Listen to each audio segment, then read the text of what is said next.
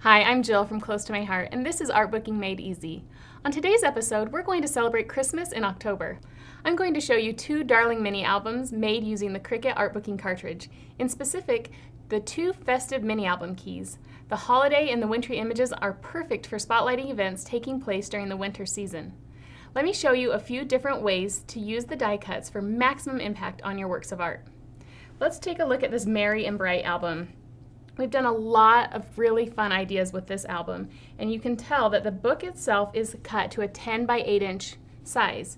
Now here in the book you can see that whenever you're making a mini album, the size it recommends is here, and it says a 10 by 8 Festive mini album, and down here it says to set your dial to a 10-inch size, so everything you cut from then on will be proportionate and fit within this album.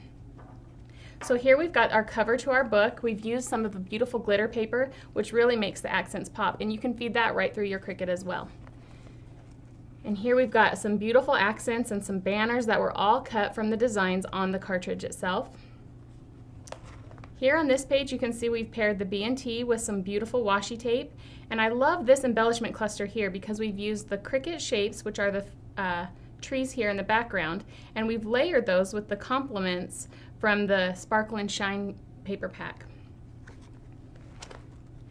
Here we've used an overlay, and I want to show you a few techniques with the overlay itself, because on this page we've used the overlay that fits the full page and just cut it down to trim. So here it is when you cut it to size, but all I wanted to do was use a few of those garland pieces as an accent on my page. So I cut those out, and then I've saved the extra pieces here to use on embellishments on another page. So just always look for ways that you can use components of the cuts for different parts of accenting your pages.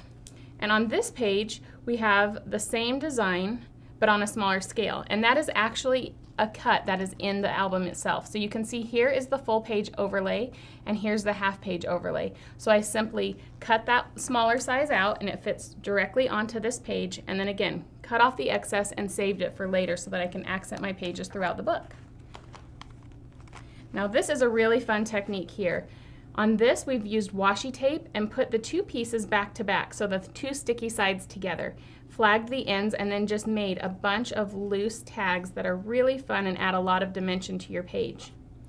I've also cut the brick pattern overlay and used it here in the traditional way. So I have a background page, and then I've layered the overlay on top of that so that I have the two-tone of color and the cardstock, and I'm going to show you later another idea for that.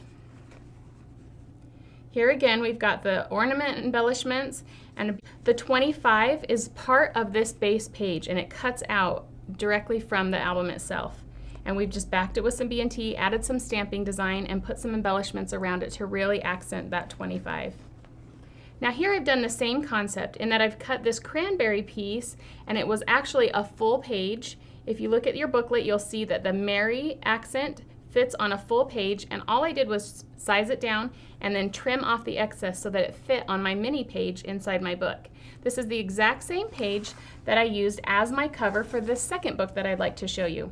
So this Whisper page has the same Merry embellishment here, but since I didn't want that to be my title of the book, I simply covered it up with some cardstock and put my date and year on the spot where the Merry was showing before. And when I open the book you can see that that same circle was showing through, and so I just layered my embellishments over that to cover up the Merry, and it just gives a totally different look to that same page that we used in the first album.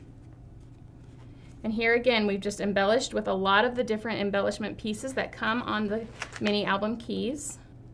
So here I've just used my overlay as a mask, and just use a non-permanent adhesive like a Hermafix, attach that down, and then all I did was spritz over the entire page so that when I peeled this away, I had the negative space all filled with ink and color, but didn't have the additional paper, and so it gives you just a different look and a variety on that same idea.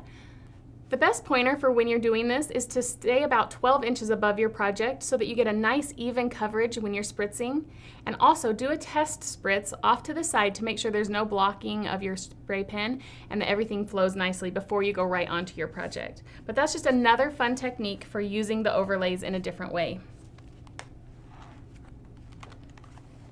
Moving on here, we've also cut our title out and layered it over to give it more stability on the edges and also some other color dimension. Here I've used that same overlay, this time not in the glitter paper but covering the entire page. Here we've added a fun border from the key itself, and here we've also done some more spritzing, but this time closer to the project, and you'll see you get a lot more of the blotchy look, but that's what we were going for here. So a little closer to your project, you'll get more solid coverage and some fun splotches that kind of make an eclectic look on that. Here we've got a nice banner and also some embellishments with our stamping and clustering those cuts so that you have a lot of different dimension by adding all of the different products in together. Now on this page, I wanted to use the B&T design on the front and the back. So that's one piece of paper, and I wanted to use both patterns. But I also wanted to stabilize my title here that's built onto the layout. So this is almost like a tab on the page. So the best way that I found to do that was to cut my base page that I wanted to use. So I have the front pattern and the back pattern as my page. But then I also cut that same page out of cardstock, and I trimmed off the December and then mounted that cut piece off onto the side here, which also gave my page a little more stability and also that pop of white that I wanted. So you can see I've just added the cardstock to this, and I was still able to keep that houndstooth pattern on the back. And here is where I used that 25 that I showed you in the first album, but in a totally different way. This time we cut it twice and used the white cardstock to overlay on the numbers to make those pop, and then the rest of it is cut out of the B&T. Another fun thing we did on this album is decorate the back so that whenever it's showing you can see the beautiful embellishments of the ornaments as well as a title, so it finishes off the book in a beautiful way. There are many ways you can bind your album as well. You can use jump rings and you can tie them together. I like using any of our different twines or ribbons because then you can make it as big or as small as you need to. Just remember that when you're tying it together that you can't tie it too tight or the pages won't move. So the best thing to do is when you're tying it is to put your finger in to give yourself about that much space as you're starting to tie your knots. So then when your book is laying open, it's not too tight and there's a little wiggle room to keep your pages smooth and nice. If you still need to scrapbook photos from last winter, or even the one before that too, a mini album is a great way to preserve them, and using the Artbooking Festive keys will really dress up your memories. Subscribe to our YouTube channel, follow us on Facebook, and keep checking Jeanette Linton's blog to learn more about the Artbooking cartridge. If you'd like to purchase the Artbooking cartridge for your own creative paper crafting, contact your Close to My Heart independent consultant or go to closetomyheart.com to find a consultant in your area.